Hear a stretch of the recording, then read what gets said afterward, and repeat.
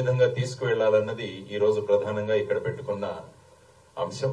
ఇందులో ఏ విషయాలు తీసుకువెళ్లాలి, ఏ విధంగా ప్రజలను రాష్ట్రంలోనూ దేశంలోనూ జరుగుతున్న అనేక విషయాలకు చర్చ మొదలు పెట్టాలన్నది ప్రధానమైన ఉద్దేశం. దానిలో పెద్దలు అనేక విషయాలు మాట్లాడారు. నేను 2-3 విషయాలు మాత్రమే మాట్లాడతాను. ముఖ్యంగా మనం మాట్లాడాల్సింది దేశంలో పెరిగిపోతున్న నిరుద్యోగ సమస్య.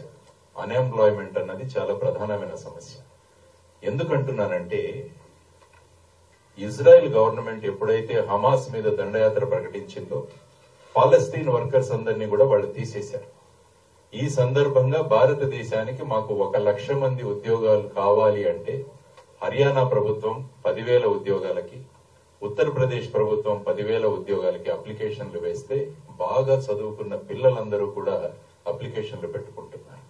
ఏంటిది అంటే, ఈ దేశంలో ఉద్యోగాలు లేకపోవడం వల్ల బయట ఎక్కడ ఉద్యోగాలు వచ్చినా, ఎటువంటి ఉద్యోగాలు వచ్చినా కూడా వెళ్లడానికి మన ప్రజలు సిద్ధంగా ఉన్నారన్నది ప్రజలకు చెప్పాలి.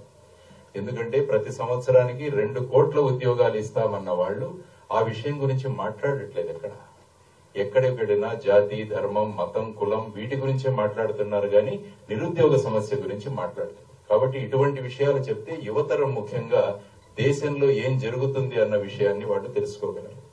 ఆ తర్వాత భారతదేశంలో ప్రస్తుతం 42% అన్ఎంప్లాయ్మెంట్ ఉంది.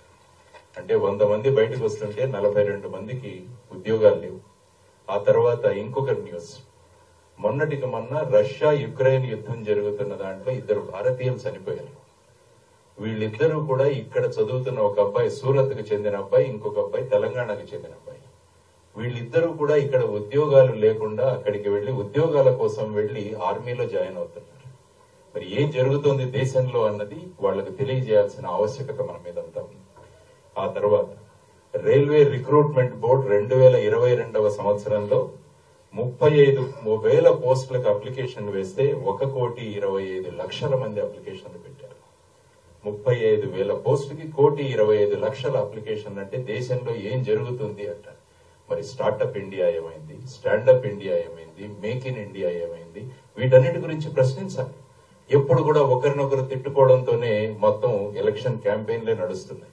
కాబట్టి ప్రజలను చైతన్యవంతులుగా చేయాలన్నది ప్రధానంగా వడ్డే శోభనాథేశ్వరరావు గారి మరియు విజయరావు గారి ఉద్దేశం. సో ఈ సందర్భంగా మనం అంతా కలిసి గనక ముందుకు వెళ్ళగలిగితే వెళ్ళగలం. రెండవ ముఖ్యమైన విషయం ప్రజలకు చెప్పాల్సింది, ఈ రోజు దేశంలో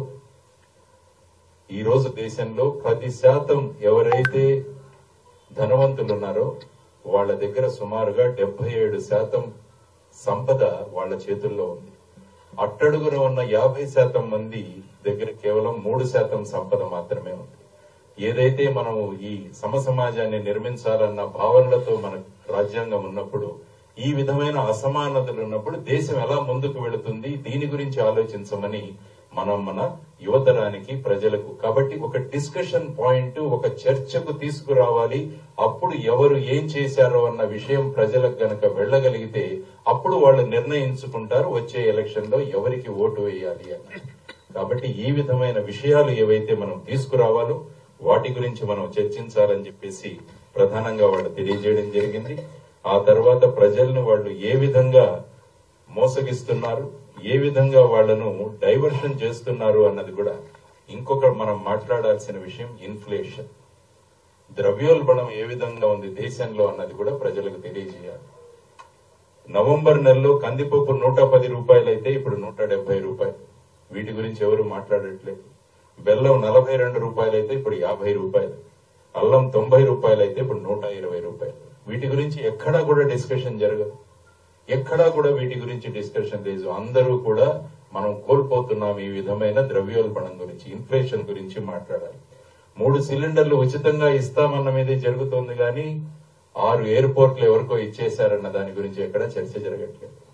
కాబట్టి ఈ విధంగా ప్రజలను పక్కదారిన పట్టించే ప్రయత్నాలు జరుగుతున్నప్పుడు ఒక సివిల్ సొసైటీగా మనం అందరం కలిసి కనుక ముందుకు వెళ్ళగలిగితే అప్పుడు ప్రజలు మేల్కొంటారు.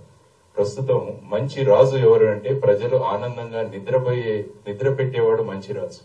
కానీ ఇప్పటి రాజులు ప్రజలను మత్తులో ఉంచుతున్నారు, నిద్రపుచ్చట్ల. వాళ్లకు మత్తు మందులు ఇచ్చి వాళ్లను మత్తులో ఉన్నట్టుగా చేస్తున్నాడు. ఏ విధంగా వీళ్ళనందరినీ కూడా వీళ్ళ మత్తు వదిలించి మరమ్మత్తు చేయాల్సిన బాధ్యత ఈ సివిక్ సొసైటీ మీద ఉందని నేను చెప్తున్నాను. కాబట్టి ఈ రోజు మనం కామన్ మినిమం ప్రోగ్రామ్ అని ఏదైతే పెట్టారో వీటిలో ఉన్న అంశాలను ప్రతి ఒక్కరూ చిత్తశుద్ధితో కనుక ప్రజల దగ్గరికి తీసుకువెళ్ళగలిగితే అప్పుడు ప్రజలు నిర్ణయించుకుంటారు వచ్చే ఎన్నికల్లో ఎవరిని ఎన్నుకోవాలి అని. కాబట్టి ఈ విధమైన ప్రస్తావన, ఈ విధమైన సమావేశం ఏర్పాటు చేసినందుకు పెద్దలు వడ్డే శోభనాధీశ్వరరావు గారికి, విజయరావు గారికి, కార్యక్రమానికి హాజరైన పెద్దలందరికీ కూడా కృతజ్ఞతలు తెలియజేసుకుంటూ ముగిస్తున్నాను. నమస్కారం. జై భారత్.